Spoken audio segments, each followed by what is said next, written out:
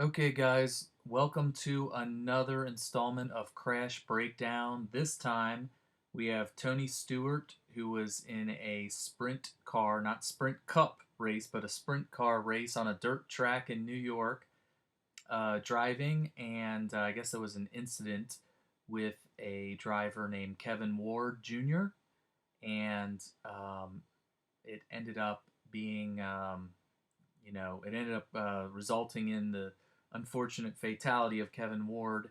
And this is the video, or one of the videos, the only one I've seen. There may be others out there, who knows, but I just wanted to play it and do my take on it, I guess. I've done breakdown videos like this before, so I figure let's do one with this one. All right, let's start off here.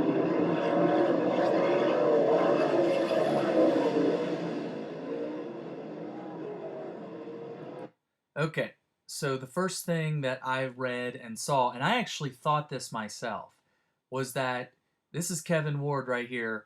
First of all, I apologize the terrible quality here. Apparently, the person who recorded this recorded it on a potato, so sorry about that. This is Kevin Ward's car. He lost control and hit the wall and is spinning. Tony Stewart was the driver that was on the inside, and what I falsely believed, and it seems like everybody, including I read this on a site, and I can't remember, but it was reported that, at least in one place that I read today, that the two cars made contact. And after watching this a couple times, I realized they didn't even make contact. Watch again. Let's back this thing up. Start coming around.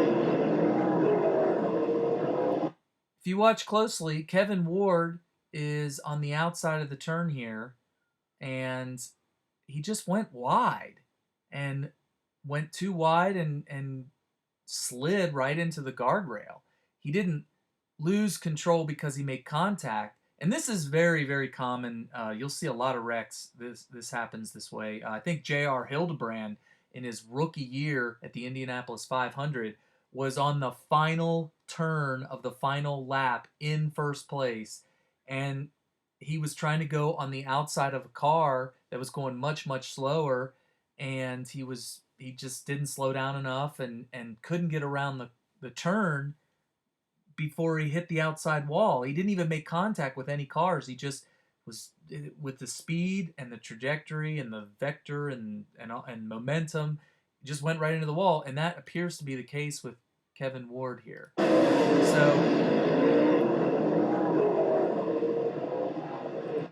So I can say right off the bat, I don't think Tony Stewart even caused this wreck.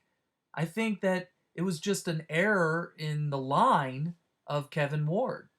I think he was following a line, and the line may have been altered because Tony Stewart was there. If you notice, Tony Stewart was ahead of him quite a bit. He was actually, I would consider it to be in his blind spot. So Tony Stewart may not have even noticed that he was coming around the outside. But I don't think it matters, because I don't think that the wreck was in any way caused by any wrongdoing on Tony Stewart. I know I'm going to get a lot of flack for that, because a lot of people think that he intentionally did everything, including killing him. So let's watch again. Let me back it up a little bit more. Tony Stewart's on the inside. They were side by side coming down the straightaway, but you could see here that Tony has a much better line here. He's going way down lower. Ward is way up high. I'm not sure if he just thought that he was going to be able to make the corner at the speed he was going and stay to the outside. But he comes around. He's clearly to the outside here. And Tony Stewart slides right out to the outside. He actually makes a very good corner here. And Ward was too far outside from the very beginning and just kept his momentum going right into the wall. Boom. So it looks like the first contact was made with the wall with Kevin Ward's car.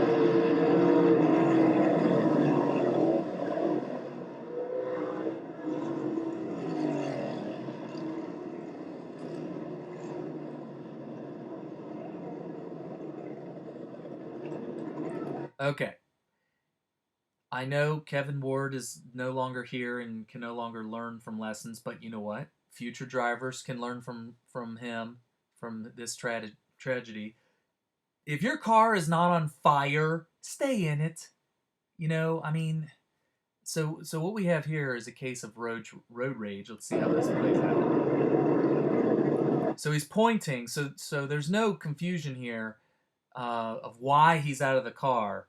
He's mad at somebody, and at this point, I'm sure a lot of people would not know who he's mad, unless you've been watching the whole race. There's more context to this race than what we're seeing, but just from what I'm seeing, who knows? He's mad at somebody. We don't know who yet. All right, now this is really important. Let me back this up a little bit. We're under caution now. Watch how fast all the other cars are passing. Right, there's a car, and there's a car, and there's a car, and there's a car. You see how fast they're going? They're not going full speed, clearly, but they're not going very slow either. And here comes. Now, if you compare the velocity of Tony Stewart's car right there when he hit Kevin, compared to all the other cars going by, I mean, Tony was staying in line with the rest of the pack. They were coming to a slower speed, what looks like all the same time. So let's watch again. So we're at a caution now. There's cars passing. Zoom, zoom, zoom. Passing, passing.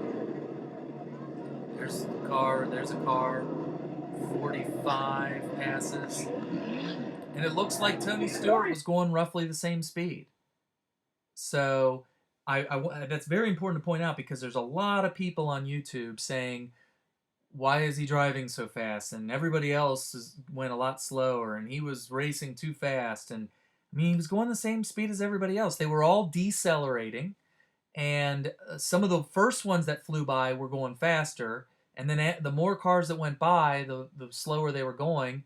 And Tony Stewart looked like he was going about close to the same speed as number 45. So to me, there's nothing out of the ordinary with how fast he's going. There's a report that says that 45 was blocking Tony Stewart's view. It's just a report. There's nothing in this video that confirms that. It's clear that 45 was not too far ahead of Tony Stewart, so it's definitely plausible. But this video does not prove that. Okay, other things that people were saying was that Tony Stewart swerved into him. First of all, let's look at where Ward is when number 45. So first of all, right there, he's making a very, very direct route straight down towards the inside of the curve here, directly towards the inside of the curve. And he stops. He lets 45 pass. You can see 45 is very close to Kevin at this point, and probably there are reports that 45 had to swerve to avoid Kevin. To me, it looked like Kevin stopped to avoid getting hit by 45. Because watch again as he comes down this track.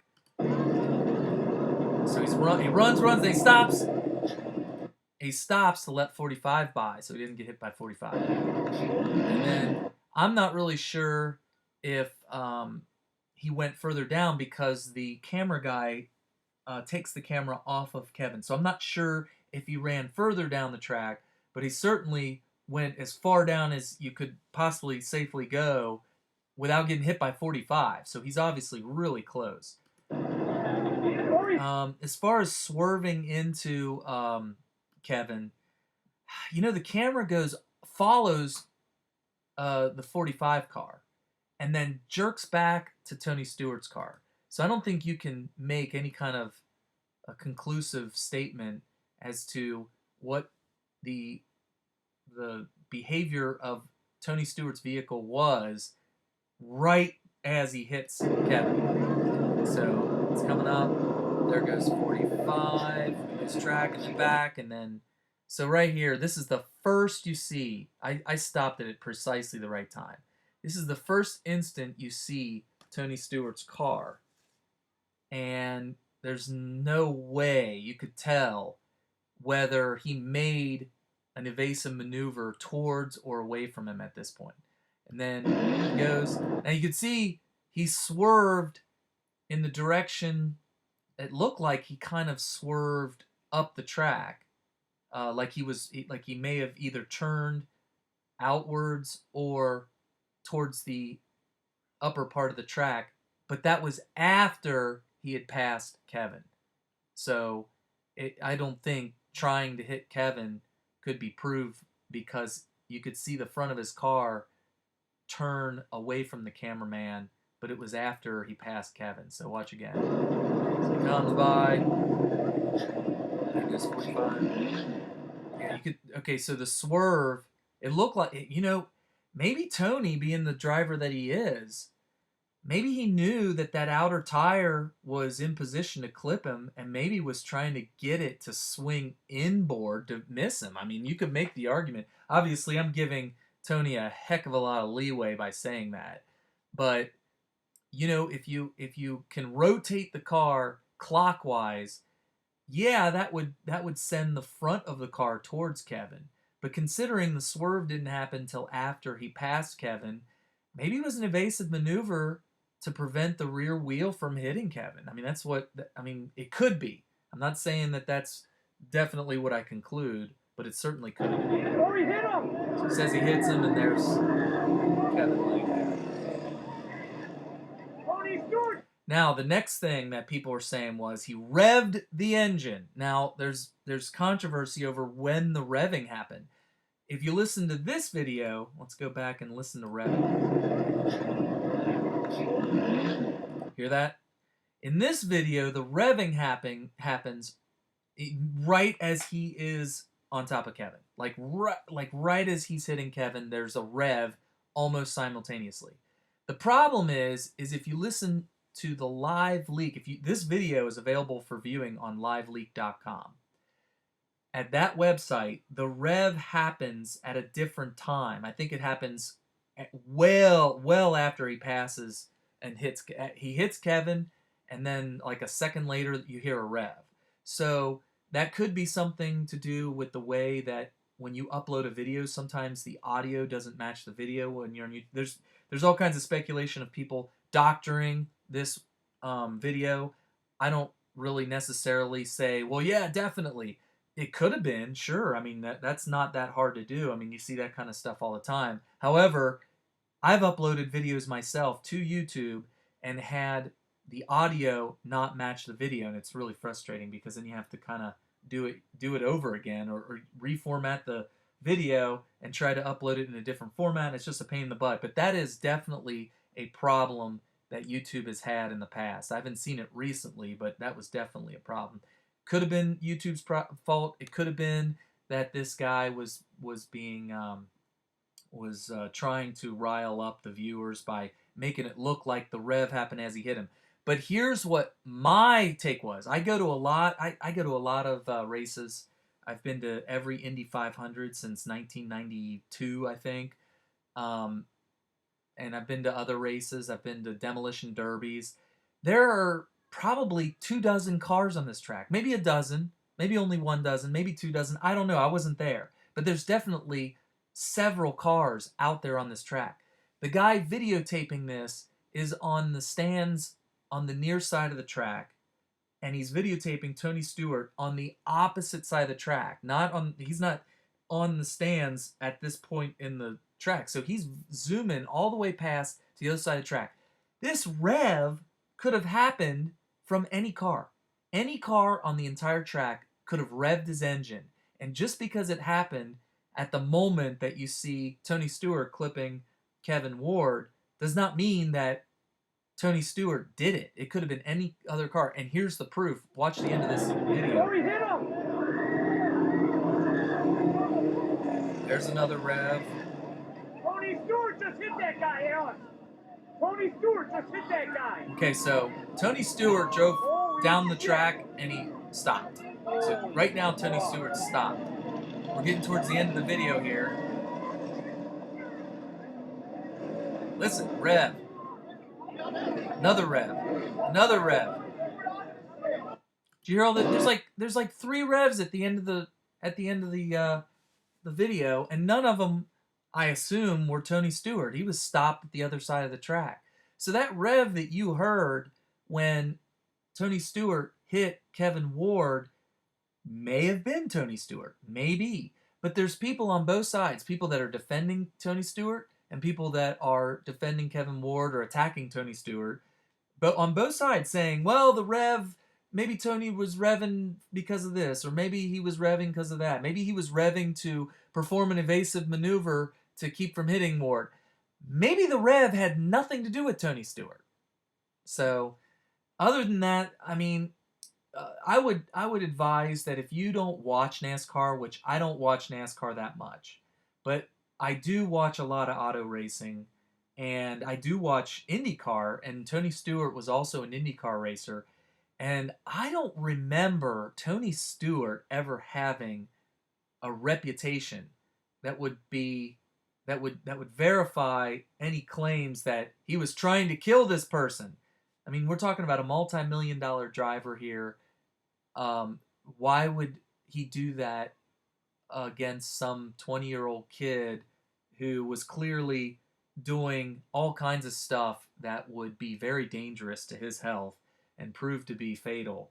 I mean, running out towards a sprint car is not good. I mean, I see guys running out towards the uh, the NASCAR Sprint Cup cars, and at least those cars don't have tires sticking out real far. Here's some other things too that you might want to notice. Some people were saying, "Well, how did he not see this guy?"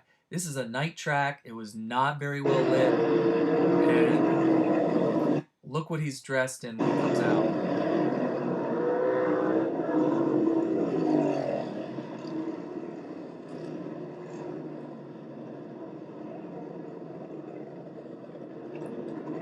Okay, so he's in all black, a black helmet, black jumpsuit with two little pinstripes on his sides, and he's running straight towards Tony Stewart.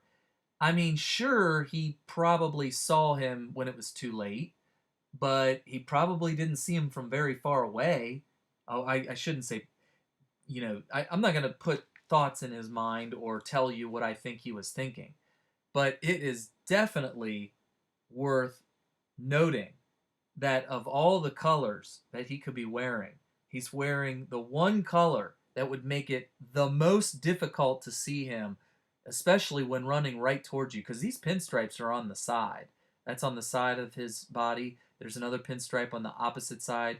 On his arms, they're on the side. The whole front of his entire outfit, including the front of his arms and his entire head, are completely black.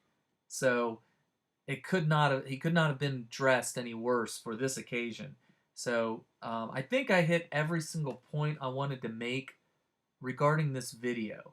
Remember, I'm just making comments that were inspired by ridiculous claims made by YouTube commenters in response to this video, as if this video proves all kinds of stuff that it does not prove at all. All it does was give you a shot of what happened, a very, very limited view of what happened. It's like a little letterbox here, a little square that looked like it was the pixelation is just terrible. The it's out of focus, and the whole entire the whole screen leaves the scene almost right as it happens, and shoots back right as it happens. We don't see what Tony Stewart's car is doing right as he hits Kevin. So I just wanted to put that all together. So hopefully you enjoyed all that. Come listen to me on my radio show at smithradio.com. Today I'll be talking about it. You can listen to the podcast or download the video, or you can stream it. But we do it live every Sunday at 8 p.m. Eastern time. And I just want to make this real quick before I went out and did the show today. So you can follow me at Smith Radio on Twitter, and we also have Smith Radio on Facebook, and you can listen to our show on smithradio.com every Sunday. All right, talk to you guys later.